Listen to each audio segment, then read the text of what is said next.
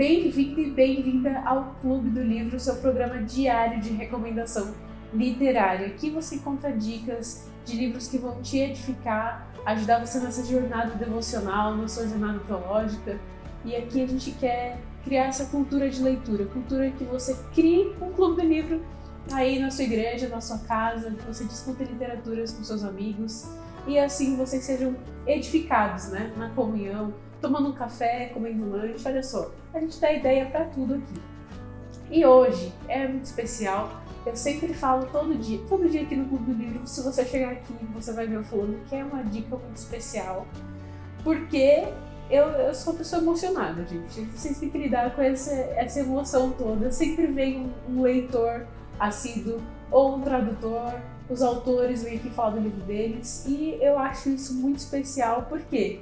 Porque a gente tem conteúdo edificante à nossa disposição. Então já compartilhe aí o link com seus amigos, com as suas amigas, no grupo de leitura aí de vocês.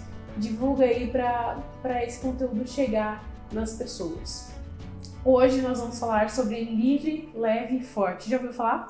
Não ouviu falar ainda porque é lançamento. A gente está chegando aqui no Clube do Livro com tudo. Só lançamento, só livro bom, da nossa querida Luísa Nazaré, que é esposa do Paulo Nazaré, mãe do João e do Gabriel, e ela é escritora, gente. É muito chique. Tudo bem, Lu? Tudo bem, prazer estar aqui. Obrigada, gente, pelo convite. Privilégio. Imagina, o privilégio é meu, uma honra enorme. Muito bom. Como que surgiu a sua ideia de criar esse livro e disponibilizar esse conteúdo todo pra gente? Eu já escrevia, né? Desde pequena eu amava escrever. Mas depois da maternidade eu resgatei essa paixão e comecei a escrever na internet sobre as coisas que eu estava aprendendo. E entrei numa crise de identidade enorme, né? Depois que a gente vira mãe, essas coisas acontecem. E essa crise de identidade se juntou a uma crise de fé. E foi daí que surgiu a ideia do livro. Porque eu precisei redescobrir quem eu era ao redescobrir o que significa seguir o caminho de Jesus. E o que significa, de fato, ser livre, leve e forte no caminho de Jesus, né? Então, esse livro nasceu desse momento de crise de fé e de redescoberta de mim mesma, de quem Deus é, do que significa seguir com Jesus nesse mundo em que tereis aflições. Né? Nossa, e é uma jornada árdua, né? Você ser mãe e descobrir isso nesse período deve ser bem duro, né? Foi muito duro. A gente passou por alguns desafios grandes, assim, por conta da parentalidade, né? Assim, quando meu primeiro filho nasceu, ele veio com alguns defeitinhos de fábrica. Não, claro que não, gente. Meu filho é perfeito, é ótimo, ele é lindo. Amo. Ele é lindo, os dois. Tem um que é a sua cara e tem um que é a cara do Paulo. Eu fico, gente, parece que foi feito a mãozinha assim. Não, mas eu digo isso porque eu vinha construindo a minha vida e meu relacionamento com Deus muito pautado em ser uma boa garota e receber de volta a bênção, sabe? Então, eu cresci na igreja, sou filha de pastor e nunca me desviei, assim, eu me considerava convertida. E acho que era, assim, eu fui entendendo mais do evangelho, né? E só que eu tinha muito essa visão mais legalista e religiosa mesmo, de que Jesus é um bom mestre que me deixou boas regras para seguir, e enquanto eu seguir as boas regras dele, ele vai me abençoar e vai me dar uma vida sem sofrimento. E aí, até o meu primeiro filho, tudo tava meio que encaixando, sabe? Tá bom, casei cedo, dentro do que eu esperava, né, de idade para casar, consegui um bom emprego, não sei o que, blá, blá. Aí, engravidei, tive meu primeiro filho, e o Gabriel teve uma alergia enorme, assim, alimentar, que fez com que ele tivesse refluxo, chorasse muito. E ele teve 3 episódios de convulsão febril, que fez com que a gente fosse parar no pronto-socorro de madrugada com ele. E aí eu me deparei nisso, assim, falei assim, mas quem é esse Deus, né? Que não é esse pai amoroso, e não um pai amoroso que vai comigo pelo sofrimento, em meio ao sofrimento, né? Então, quando as circunstâncias da vida começaram a cair ao meu redor, eu também percebi que eu tinha construído a minha fé em cima dessa relação transacional com Deus. E foi nesse momento que eu redescobri quem Deus era, o que Ele realmente estava fazendo, qual era o propósito para minha vida. que não era me dar uma boa vida sem sofrimento, sabe? E foi daí que nasceu essa visão de que Deus nos quer livres, leves e fortes no caminho dele. Não a despeito das dificuldades que a gente viveria aqui e agora, mas em meio às dificuldades, em meio aos desafios da vida. Isso me lembra, você tá falando e eu já tô com o olho cheio de lágrimas. Tô emocionada, eu já disse já. Porque eu lembro a música do Logos, que fala sobre se o meu mestre teve que suportar espinhos, quem sou eu pra negar isso, né? E essa experiência de sensação de conversão após a conversão é esquisita, né? Porque eu fui criada na igreja também, e quando a gente começa a se aprofundar mais na palavra, a gente não consegue enxergar qual o momento exato da conversão. A gente vê Deus atuando em todas as esferas, né? E eu lembro lembrando de várias coisas, né? Flashbacks aqui com Luísa Nazaré. Da esposa do Paul Washer, a Charo Washer, ela contou uma vez que ela tinha essa típica vida de quem é criado na igreja, quem é cercado de crente. E ela se casou muito cedo com o Paul. Ela tinha uma diferença um pouco grande assim, de idade com ele era bem mais velho que ela. E ele já era pastor, então ela era esposa do Paul Washer. Por isso que o pessoal cobrava dela lá de cima, e ela tinha essa vida legalista de que eu sou crente, eu fui criada na igreja, eu sei falar o catecismo inteiro. E quando ela tinha 30 anos, ela já tinha um tempo de casada com ele, ela já tinha 10 anos de casada com ele. E ela começou a se sentir incomodada, porque ela sentia uma apatia espiritual. E até que um dia ele estava pregando e ela olhou pra rua de dentro da igreja e viu uma prostituta passando. E o Espírito Santo falou pra ela, você não tem diferença dela. E ela saiu aos prantos da igreja, esperou a pregação passar dentro do carro chorando. E quando Paul entrou no carro, ela contou pra ele que ela não era convertida e que Deus estava requerendo o arrependimento dela. E a reação dele pra mim foi o mais impressionante, porque ele falou assim, então se Deus tocou no seu coração, a gente tem que orar por isso, pra que você encontre ele de fato. E aí eu comecei a refletir nessa época que eu li essa história. Eu comecei a refletir, gente, eu fui criada na igreja e tem coisas que eu trato como legalismo, tem coisas que eu coloco peso e que, não, Deus não quer isso, sabe? Deus não quer que seja um cumprimento de regras, Deus quer que eu tenha um relacionamento com ele, e que seja forte, que seja leve, que seja livre, que eu tenha essa troca com ele, né? E eu acho que tem um risco grande, assim, de quando a gente cresce na igreja, da gente se familiarizar muito com alguns termos e não efetivamente compreender o que aquilo significa, né? E eu acho que o meu processo de conversão, né, assim, começou lá criança. Eu até no livro conto, com 7 anos eu lembro do flanelógrafo, sei lá, mas isso aí já denuncia a idade, né? e de ter aceitado genuinamente Jesus ali, né, no meu coração, mas eu ainda precisava compreender todas as dimensões do que significa o Evangelho de Jesus, né? Então eu acho que no meu processo de conversão eu tive alguns momentos em que eu fui compreendendo um pouco mais do que significa. E eu acho que esse último foi, que foi 5 anos atrás, com o nascimento do meu filho, foi muito marcante, porque foi um momento de colocar à prova a teoria, sabe? Então, eu tinha várias informações, né, na minha cabeça. Deus é fiel, Deus é bom, Deus é soberano. E aí, só que eu tinha que fazer o download daquilo pro meu coração. Meu coração não cria naquilo, na verdade. Nossa, isso é pesado demais, né? Eu sabia essas coisas, eu dizia e eu ouvi desde pequena, mas no fundo meu coração estava angustiado, porque eu falei, mas será que Deus é realmente bom? Sabe? Então foi um período que eu me debrucei lá em cima de Jó, pensando, né, e orando, falando, mas quem é esse Deus? Quem é esse Deus que permite que as coisas aconteçam dessa maneira?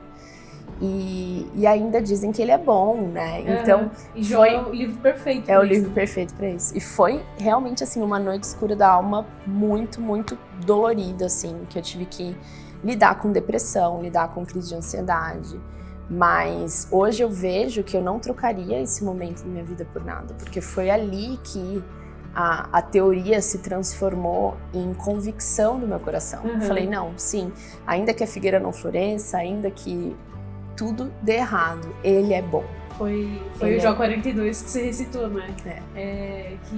Eu não sabia o que eu tava falando. Exato. O Senhor sabe, então me ensina. Exato. O Senhor me ensina. E aí eu fui percebendo, assim, que Deus não me deve uma vida boa, né? E Ele não é alguém que está a meu serviço, a serviço da vida que eu espero que Ele me dê. Muito pelo contrário, eu estou a serviço dele, né? E ele está numa missão grandiosa de restauração de todas as coisas. E é um privilégio poder fazer parte dessa missão, mesmo que isso inclua o sofrimento. Então, foi muito forte, assim, esse momento em que eu compreendi toda a teoria que eu já tinha na cabeça, sabe? Então o livro fala um pouco sobre isso. Não, já tô chorando de novo. Ô, Luísa, me ajuda. Porque você passar por esse processo no meio do começo da maternidade, e aí você poder ensinar o seu filho dentro disso que você aprendeu, desde o comecinho, é muita misericórdia de Deus. Sim. De você poder construir a formação dos seus filhos dentro desse ensinamento, de ainda que a figueira não floresça, ainda que não haja fruto na vide, ainda assim ele é bom e ele tá cuidando das coisas, né? E mostrar que o sofrimento tem um valor, né? A gente tem aprendido mais sobre a teologia do sofrimento e entendido que Deus usa essas circunstâncias ruins como coisas boas. Ele faz o impossível, né? De pegar uma circunstância ruim e transformar em algo bom. E até refletindo mais sobre Paulo, quando Deus chama Paulo, ele fala para Ananias, né? Convém que ele sofra pelo meu nome. Sim. Que privilégio sofrer pelo nome de Cristo, né? Que privilégio você sofrer. Ele foi perseguido, foi preso, foi maltratado, enfim, foi tratado que nem cachorro, mas tudo isso pelo nome de Deus e passar pelos pequenos sofrimentos que a gente passa na vida. E tendo em vista que é uma forma de Deus nos formar a imagem de Cristo, é um privilégio. E pensando nessa questão da maternidade, né? Eu ainda não sou mãe, então ainda não sou mãe, mas espero que um dia eu tenha esse privilégio. Como que isso te moldou, te caracterizou mais, te deu sensibilidade para escrever esse livro? Você acha que se você tivesse escrito ele solteira, seria diferente? Eu não escreveria esse livro solteira. Eu acho que é um livro que nasceu muito do que a maternidade me trouxe. Eu acho que a maternidade me despiu das minhas armaduras e da minha prepotência, assim, sabe? Eu acreditava muito que eu era capaz e que eu conseguia manter as coisas no controle e que se eu me esforçasse muito, tudo ia dar certo, sabe? E a maternidade veio para derrubar todos esses pressupostos da minha vida. Quando eu me vi mãe, e principalmente com os desafios do meu primeiro filho, né? E a minha insuficiência, a minha incapacidade, a minha total vulnerabilidade e totalmente despida ali de qualquer habilidade que eu pudesse me apegar como senso de valor, assim. Foi aí que eu compreendi que eu estava me apegando muito ao que eu podia fazer e àquilo que eu podia conquistar na vida, né? Como fonte da minha identidade. Por mais que eu proclamasse Jesus, por mais que eu acreditasse que eu estava dentro do reino dele. E de fato, eu já estava, porém eu estava com essa visão míope, né? De um evangelho reduzido à minha salvação pessoal e a um ticket para o céu, sabe? Assim, Jesus veio, me deu um ticket para o céu, agora eu tenho que tentar ser uma boa menina até ele voltar, né?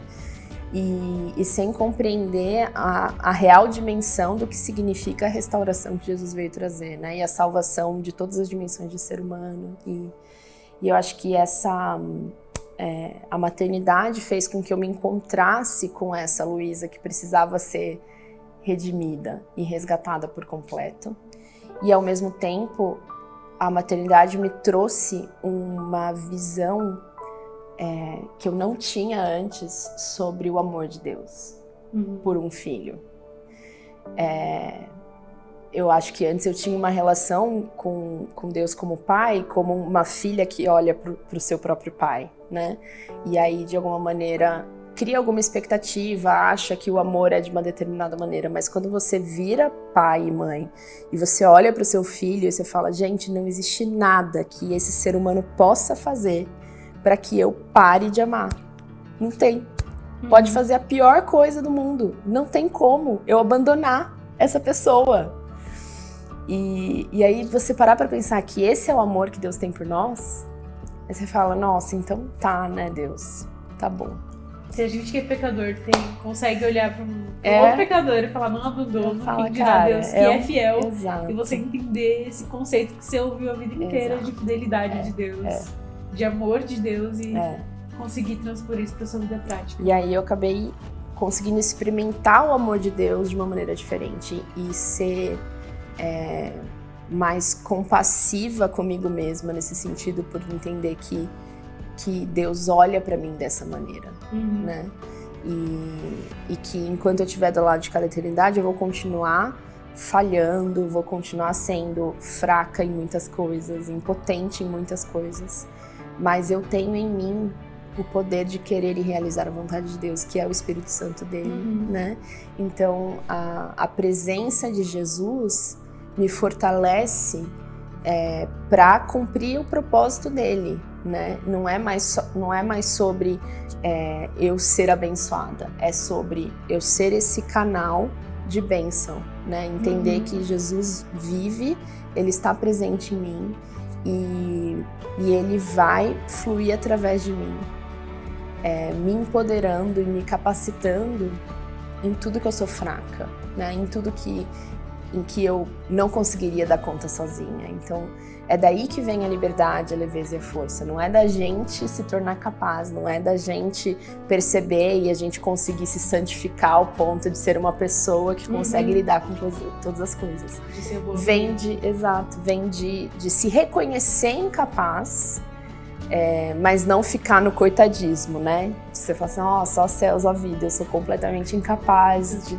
você se reconhecer incapaz, se derramar diante dele e falar, olha aqui, Senhor, se não for o Senhor, se não for Jesus quem vive, vai continuar dando ruim. Então foi um momento mesmo assim de quebrantamento muito grande que a maternidade me trouxe. Por isso que eu digo que esse livro não sairia se não fosse por essa noite escura assim que eu tive que passar, sabe? Que veio junto com um dos momentos mais felizes da minha vida, né? Por um lado, uma realização. Foi uma realização, foi algo que eu nunca tinha dimensionado isso, mas ao mesmo tempo trouxe desafios que eu, pela primeira vez, eu não estava dando conta, assim, sabe? E aí me mostrou que, na verdade, durante toda a minha vida, eu não estava dando conta, eu achava que eu estava. Achava que tava no controle, né? Achava que tava tudo certo, mas não tava, eu não tava dando conta. Era um dos enganos da autossuficiência, né? E a gente corre esse risco de achar que a gente tem um poderzinho ali, outro acolá, e a gente acha que a gente tá... isso aqui eu consigo, viu, Deus? Fica com essa área aqui, que isso aqui tá em defasagem ainda, mas essa aqui eu dou conta. E aí Deus destrói o nosso castelinho de areia e fala, agora eu vou construir. Eu vou construir isso aqui. E é bonito porque todo esse processo, quando você chama de noite escura da alma, é realmente muito verdade. Porque quando a gente passa por esse processo, depois que a gente passa, a gente vê que foi um trabalhar de misericórdia de Deus. Completamente. Ele demonstrou a misericórdia. Não foi ruim durante o tempo que você passa, você fica que nem Jó, né? Questionando por quê? Mas não era justo. Eu não fiz nada de errado. E aí, depois você fala, nossa, entendi agora. Entendi onde Deus queria chegar. Entender. E essa parte que você falou sobre você não querer simplesmente ser abençoada, mas você se tornar um canal de bênção, ser abençoadora, é tão real que Deus pegou esse período da sua vida, te deu um livro para você escrever, e amanhã, com certeza, isso vai beneficiar pessoas que passam pelo mesmo, né? Uma mulher que se vê sozinha frente à depressão, frente à ansiedade, aos desafios da maternidade, e poder ler esse livro e se sentir abençoada pelo Senhor, né? Assim, não... Mas a gente passou por isso, eu vou lidar com isso porque Deus me ama, Deus quer que eu lide com isso biblicamente.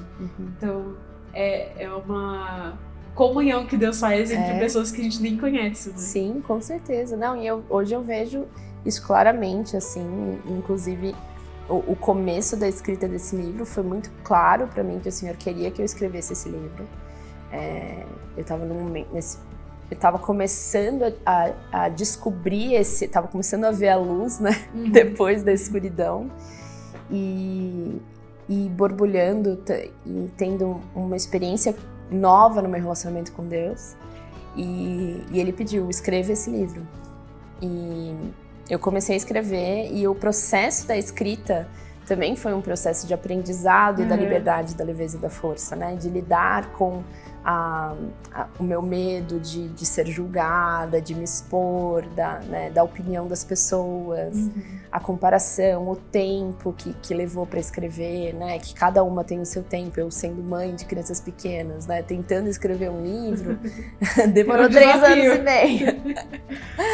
Mas foi muito, muito precioso, porque ao longo de todo esse período, assim, o que o Senhor sempre reforçava era que a minha liberdade vinha da minha completa rendição a Ele, a leveza vinha da minha completa dependência dEle, e a força vinha da minha completa entrega para Ele, né? E isso vem de uma forma tão contracultural, né? Porque o que a nossa cultura diz que é liberdade, leveza e força, né? E o que a liberdade, leveza e a força que Ele nos dá através do caminho de Jesus, que é o caminho da submissão, da entrega, da dependência e da rendição, né? E do descanso nele. E do descanso, exatamente. Então, o processo de escrever esse livro também foi um processo de continuar a cura, e eu acho que foi algo que Ele levou esse tempo, Ele tomou esse tempo para que eu escrevesse, porque Ele queria me ensinar enquanto eu escrevia, né? E para que Ele pudesse consolidar alguns aprendizados que eu tive, e que no processo de escrever e tentar estruturar isso, Ele me recordar, não, peraí, liberdade, leveza e força, continue, sabe? Não se aprisione de novo, não se pressione de novo, não se pese de novo, continue livre, leve e forte. E então foi um processo de escrita que também me ensinou bastante, não foi só o aprendizado que eu tive antes, né? O processo da escrita também trouxe isso é muito interessante, né? Porque eu acho que ele foi o termo que você usou antes, ele te desarmou até durante a escrita, né? Pra você não retomar as obras da velha criatura, né? Da antiga criatura. De, não, agora eu sei, Deus, o que eu vou fazer, entendi já que você me ensinou. Não, foi um processo dele te mostrando, ó, isso aqui. E ter esse processo didático do próprio Deus é incrível, porque agora, com o livro sendo lançado, vai ser mais um ensinamento pra você, né? Já tá sendo. Já tá sendo. Quando o livro aqui, ó, cultura e ensinamento, a gente aprende não só lendo, mas escrevendo também, né? Com certeza. E isso, na verdade, é algo que a gente aprende, muito do nosso aprendizado vem do momento em que a gente ensina a outra pessoa. Né? Então, o processo de compartilhar, estruturar um pensamento para compartilhar com alguém é um processo de aprendizado para você. É um processo didático forte, né? Tanto que é comprovado cientificamente que se você ensina, você aprende mais. Né? E, Lu, uma coisa que você falou que é muito interessante, tô falando de Lu que já é amizade, gente. Quando a gente encontra uma irmã em Cristo, a gente já se sente de casa. Né? Mas enquanto você falava, e eu tava aqui me emocionando, né? Hoje eu tô chorando. Eu tava pensando que coragem de poder falar dos próprios problemas e dos próprios dilemas, sim, com leveza, como o próprio livro sugere, né? Com leveza, livre, sem pesar por aquilo e ainda mais forte, né? esse processo é do próprio Deus mesmo, né? Porque você não teria, como você disse, o medo de ser julgado, você tem que passar por cima disso, do temor de homens, de poder falar que você é crente sim, é cristã e passou pela depressão, e passou pela ansiedade, passou pelos desafios da maternidade, de se sentir insuficiente como mãe, de primeira viagem, inclusive, né? Jovem, e ainda passar por tudo isso e poder falar assim, ó, Deus fez tudo isso aqui. E contar detalhes, ó, Deus fez isso, e eu fui insuficiente em todas essas coisas. Eu passei por todas essas circunstâncias ruins. E eu não tive condições de melhorar e solucionar nenhuma dessas coisas. E é exatamente que é aí que fica a beleza do livro.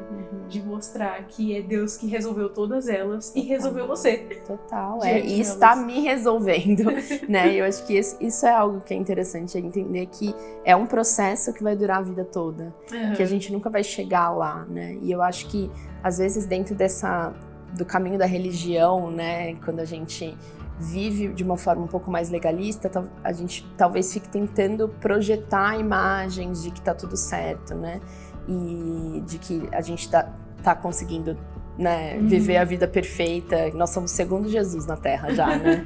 E quando a gente entende que é um relacionamento e é um processo de restauração, fica muito mais leve de você saber que do lado de cada eternidade todo mundo tá passando por alguma coisa. Todo mundo está sendo restaurado de alguma maneira. Não existe ninguém que já chegou lá. Então, por que eu não vou compartilhar o que Deus está trabalhando em mim, né? E me colocar nesse lugar de filha amada em quem Jesus habita, que está sendo restaurada, né? Essa é a minha identidade. Eu sou filha amada em quem Jesus habita, que está sendo restaurada. E hoje eu tô sendo restaurada em algumas dimensões. Ontem eu estava sendo restaurada em outras, e hoje eu posso ajudar pessoas que também estão passando por isso. Então, as nossas feridas, elas são potenciais fontes de cura para as outras pessoas, né? Então, quando a gente olha sob essa perspectiva de que do lado de cada eternidade não tem jeito, vai ter aflição. E que as aflições e as feridas e as cicatrizes que ficam, elas podem ser fonte de cura e fonte de conexão com outras pessoas que também estão passando pelo processo de restauração, aí a vida fica mais leve também, né? E eu acho que muito da comunidade e do andar junto que Jesus propôs que a gente andasse, né? Precisa passar pelo, olha, eu também sinto isso, sabe? Eu também luto com isso. E tem um poder muito terapêutico e restaurador e de potencial de cura quando você percebe, nossa, tá todo mundo sendo restaurado, né? Não sou só eu que tenho dificuldade em alguma área, todo mundo tem, né? Aí você fala, ufa, Deus, então não tá bom, não tô que sozinha. Nem Elias, né? Você não tá sozinho não, lindo. Exatamente. E eu acho que as amizades mais profundas, os relacionamentos mais intensos surgem disso, né? De quando a gente encontra outra pessoa e fala, nossa, tô passando pela mesma coisa. E aí você consegue dimensionar isso melhor, né? Encontrar respostas para aquilo que você não tá conseguindo explicar, a pessoa consegue. Pensando nisso, a gente cria barreiras e, como você disse, armaduras, a gente se arma contra quem não é o nosso inimigo, né? A gente se arma contra as outras pessoas como se elas tivessem o poder de destruir a gente por conta da nossa fraqueza, né? Nossa, se elas descobrirem minha fraqueza, pronto, acabou minha vida. E não é assim que funciona, né? Os relacionamentos, eles surgem exatamente para que a gente divida esse fardo um com o outro e ajude um ao outro, né? Eu lembro que eu tenho uma amiga, Paola, sempre tá aqui no Diário de Eva, ela apresenta comigo, inclusive, e a gente sempre divide essas dificuldades uma com a outra que a gente tem, e a gente fala assim, amiga, a gente é irmã de alma, porque às vezes a gente tá passando por dificuldades tão parecidas, e que a gente vê que é o próprio Deus que coloca a gente uma no caminho da outra, e das outras amigas que acompanham a gente, que oram junto com a gente, de falar assim, ó, vocês não estão sozinhas. façam melhor do que ficarem sofrendo, amarguradas, sozinhas nas suas paranoias na sua cabeça, porque a gente cria paranoia, né? Façam melhor do que isso, orem juntas, dividam umas com as outras, e como que isso torna todo aquele fardo mais leve, tudo fica mais, você respira melhor, você olha a situação com mais amplitude, uma pode aconselhar a outra biblicamente, e essa questão de comunhão ajuda a gente a lidar com os problemas de forma mais leve, mais livre e forte. A força vem de andar junto, né? A gente tem trechos de Paulo falando, fortaleçam o joelho enfraquecido, né? Diga para os desanimados e desamparados, né? Então, muito da força para perseverar e persistir no caminho, ainda mais quando a gente compreende que o tempo de agora não é um tempo de satisfação, é um tempo de missão. A força para persistir vem de você estar junto com outras pessoas que têm essa mesma visão e que vão te fortalecer, e te encorajar, e te incentivar, e vão chorar junto com você quando tiver que chorar, sabe? E vão falar, nossa, aqui no mundo tereis aflições mesmo, mas não vamos nos perturbar, porque Jesus já venceu, ele já reina e ele vai voltar. Então, eu acho que existem momentos, como nessas noites escuras da alma, que você não consegue crer naquilo, você não consegue orar por aquilo, mas se você tem um amigo, esse amigo vai te relembrar. Ele vai falar, não, calma, você não tá crendo agora, mas essa é a verdade. Até que você chegue ao deleite pleno no Senhor, né? Ok, eu vou estar dentro da tribulação, eu vou estar passando do meio do mar ali, mas é ali que eu vou encontrar a minha alegria no Senhor. É no meio da angústia mesmo que você vai encontrar o consolo, né? E aquele consolo vai ser por meio da igreja. E eu acho que isso é muito importante de falar no meio da família, no meio da igreja, que a gente vai ver que a gente não tá sozinho, né? Como que foi importante você ter seu filho lá. Ele foi um instrumento para que você fosse mudado, seu esposo. E depois, na segunda gestação, você entender isso de outra forma, aplicar o que você tinha aprendido na primeira, com uma perspectiva um pouco mais apurada, né? Eu nem sei como foi, mas... Sim, foi. eu brinco que o primeiro filho já tinha que nascer segundo, assim, sabe? Coitado dele, gente. Ele sobe mais do segundo, né? Os primeiros filhos, gente, tem que quebrar um galho, já fazer uma reserva pra psicóloga. Eles são os que são mais batidinhos, né? Mas eles ficam fortes com isso também, exato, né? Ver que Deus trabalha nisso também. Lu, uma pergunta assim, você escreveu esse livro pensando num público-alvo, os público-alvos são as mulheres, como que é isso? Eu escrevi o livro principalmente para mulheres, porque eu identifiquei algumas coisas que a gente vive mais, eu acho que a gente tem uma propensão maior a tentar projetar uma imagem de que a gente dá conta de tudo. Sim. Uma imagem a gente treinada pra isso. Uma imagem de perfeição, uma imagem de, né, de não tem muita falha ali para mostrar, né? Então, é focado mais no público feminino. Nada impede de homens também lerem, porque o que está ali é evangelho. Mas a linguagem é destinada para as mulheres. E existem algumas... No livro eu vou desmentindo algumas mentiras que a gente acredita e que fazem com que a gente não tenha a visão completa do evangelho, né? A gente acaba comprando algumas falsas narrativas sobre a gente, sobre Deus, sobre Jesus. Então, eu trouxe algumas coisas que acho que pegam mais para nós mulheres, mas que homens também poderiam se valer. E isso é interessante porque sempre que a gente recomenda aqui livros para as mulheres, a gente fala que os homens estão convidados a ler. Sim, certamente. Para entender o universo. Para entender o universo feminino, para entender essa cabecinha aqui que sempre é difícil de entender. E o Diário de Eva, que é o nosso programa sobre feminilidade, é direcionado para as mulheres, mas a gente tem um público grande de homens.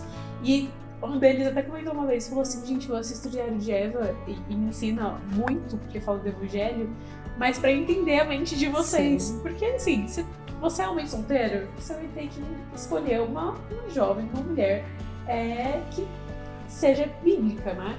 E como que você vai escolher isso? Você tem que entender a mente dela.